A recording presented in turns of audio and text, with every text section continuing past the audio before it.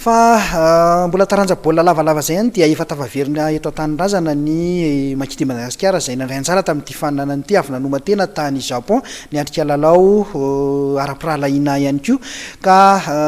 ny mpanazatra Erika Sefo no nitondra ireto maky vehivavy reto iresadresaka amintsika amin'ity ariva ity sy amitina ny dian'izy ireo tany Japon sy ny vokatra tsara azo taorinany izany fiofanana izany.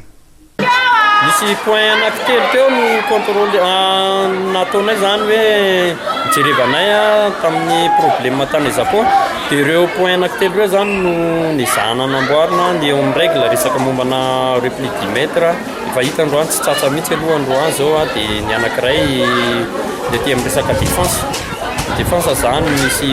olana tany matetika mijery baolina loatra le ankizy tany dia corrigena le izy tamin'ity tournoi roa ity zany corrigena le izy 70% eo le izy zany efa mba tafavoaka. Ankoatran'ny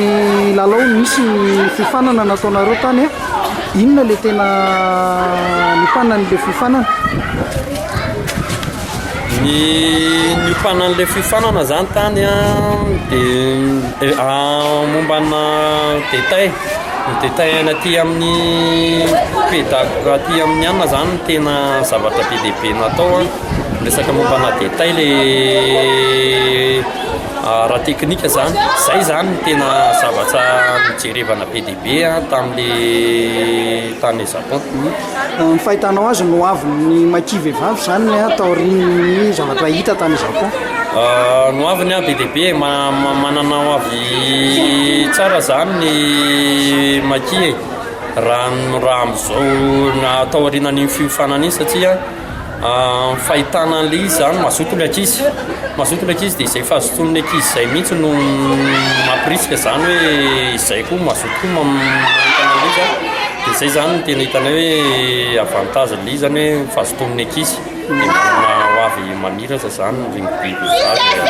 manaraka indrindrindrindra ny discipline izay apetrakay ao anatin'le izy.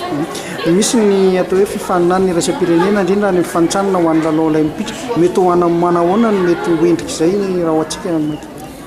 Zava-dehibe le nandeha Japon satria iny nandehanana an'iny zany le préparation le éliminatoire ny Jeux olympiques atao any Tunisie amin'ny Tokyo any le izy iny zany tena zava-dehibe aminay amin'le izy raha ny zavatra natao tany miampy ny préparation izay lalao atao dia tena sura fa manana tanjona zany amin'ny qualification na Jeux olympiques satria teny Asie Afrique du Sud ihany tena hita hoe tendranao. Raha iverenina kely le compétition tany Japon atao hoe firenena mbola tsy hitantsika mihitsy le izy manahoana ny fiatrehanareo an'izay zany raha mitaranja hoan'ireo vehivavy? Ny fiatrehanay an'le izy zany tamin'le tany somary taitsa ihany le ankizy tamin'le